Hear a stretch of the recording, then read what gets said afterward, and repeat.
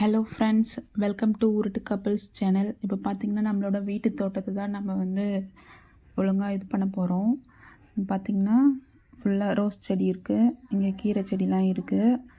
நம்ம வந்து இப்போது எல்லாத்தையும் கொஞ்சம் பராமரிக்க போகிறோம். இப்போ ரோஸ் வந்து நல்லா பூ பூக்கிறதுக்காக அதுக்கு கொஞ்சம் தீனி வச்சு இந்த மாதிரி கட் பண்ணி விட்டோன்னா நல்லா துளிர் வரும். கீழே வந்திருக்கு பாருங்கள், அந்த மாதிரி அழகாக சின்ன சின்னதாக வந்து அதிலேருந்து ரோஸ் வந்து மொட்டு வச்சு நல்ல பூ பூக்கும். இப்போ நான் மெயின்டைன் பண்ணாமல் விட்டுட்டேன். இப்போ மறுபடியும் இப்போ தான் மெயின்டைன் பண்ணுறேன். நல்லா பார்த்துக்கோங்க, கட் பண்ணி விட்டுடணும். இது பார்த்திங்கன்னா காக்கட்டான் செடி. இதில் வந்து கொஞ்சோண்டு அந்த அடிப்பகுதியெல்லாம் களைக்கட்டு வச்சு வேரெல்லாம் இது பண்ணி விட்டுட்டு கொஞ்சம் தீனி போட்டுட்டு மண்ணை வந்து தள்ளி விட்டுடணும். இப்போ பார்த்திங்கன்னா மழை பெஞ்சிருந்தது எங்கள் ஊரில். அதனால் சரி இப்போ வச்சா கொஞ்சம் நல்லா தண்ணிலாம் நம்ம மெனக்கிட்டு பாச தேவையில்லன்ட்டு நான் தீனி இந்த டைமில் போட்டு விட்டுருக்கேன். ரோஸுக்கும் அதே மாதிரி தான், கொஞ்சம் வேர் பக்கத்துலேயே போடாமல் கொஞ்சம் தள்ளி தான் ரோஸுக்கு எப்போயுமே தீனி வச்சா போடணும்.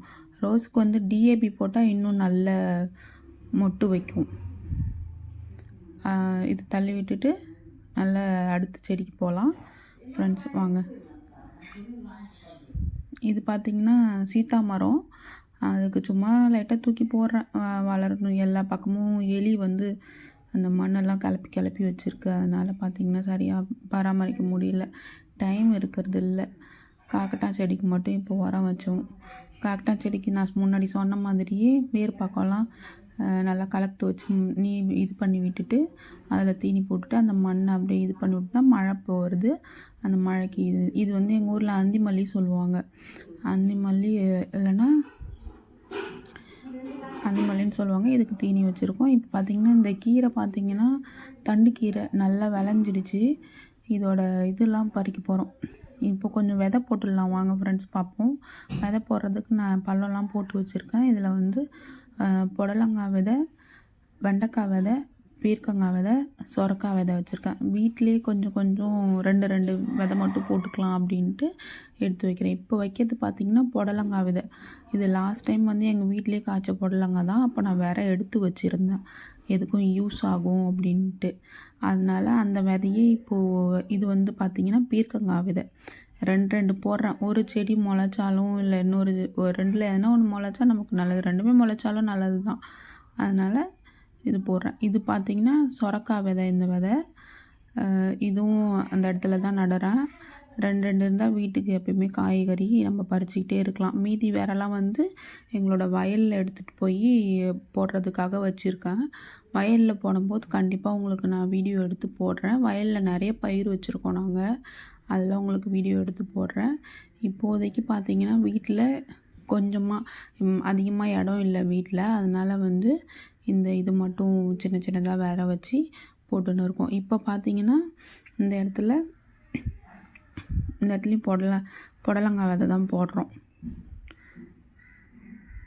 பாருங்கள் ஃப்ரெண்ட்ஸ், மண் அப்படியே மேலே தள்ளி விட்டுடணும். இங்கெல்லாம் வந்து கல்லாக தான் இருக்கும். வேர் வந்து அது போகிறது போய் பிடிச்சி வளரட்டும் அப்படின்ற மாதிரி போடுறேன்.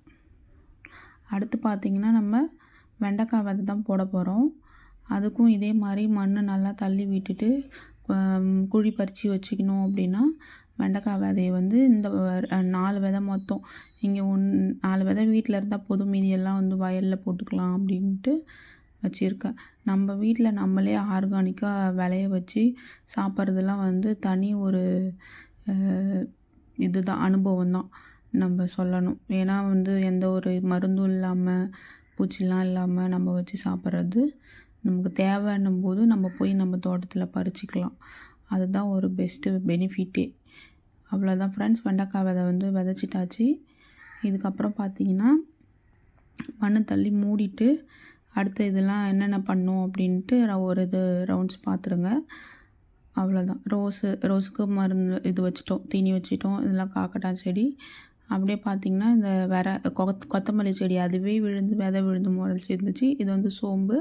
அந்த கீரையோட விதைலாம் பறிச்சிட்டேன், அதை காய வச்சு அதுக்கப்புறமா உங்களுக்கு வீடியோ போடுறேன். தண்டு கீரை காய வச்சு அந்த விதையை மட்டும் தனியாக எடுத்துட்டு இவ்வளோ விதை வந்துச்சு. நாங்கள் கடையில் வாங்கும்போ இது வந்து 20 ரூபாய் சொன்னாங்க. இது வந்து செம்பருத்தி பூ ஃப்ரெண்ட்ஸ்.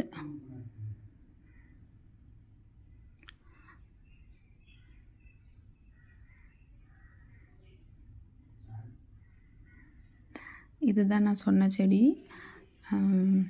அந்தி மல்லி சொல்லுவாங்க. அப்புறம் இன்னொரு பேர் வந்து உலாந்த மல்லி சொல்லுவாங்க. இது வந்து சாயந்தர நேரத்தில் நல்ல வாசனை வரும் ஃப்ரெண்ட்ஸ்.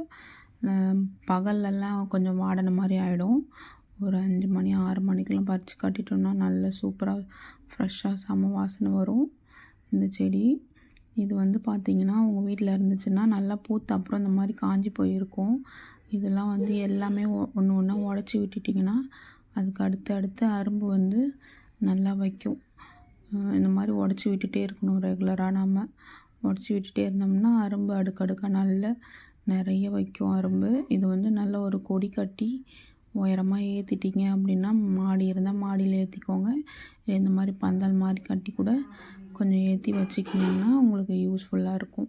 அரும்பு இந்த இதெல்லாம் வைக்கிற டைமில் இதை பறித்து வச்சுக்கலாம். இது பார்த்திங்கன்னா சேப்பக்கிழங்கு.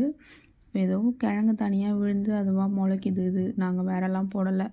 பார்ப்போம் இது வந்து நல்லா வளர்ந்து வருதா இல்லையா அப்படின்ட்டு பார்ப்போம்.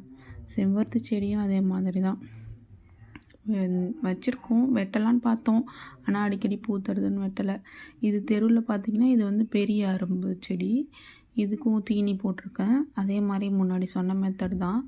வேறு பக்கம் இருக்கிறதெல்லாம் புல்லெல்லாம் இது பண்ணி விட்டுட்டு தீனி போட்டுட்டு அந்த மண் மேலே தள்ளி விட்டுட்டிங்கன்னா அந்த மழை பெய்கிற டைமில் நல்லா போய் ஊறி நல்லா அரும்பு வைக்கும். நல்லா துளிர் வரும். நிறைய அரும்பு கிடைக்கும். நம்ம கடையில் போய் அவ்வளோ விலை கொடுத்து அரும்பு பூ வாங்குறதுக்கு நம்ம வீட்டிலையே பூத்து பறித்து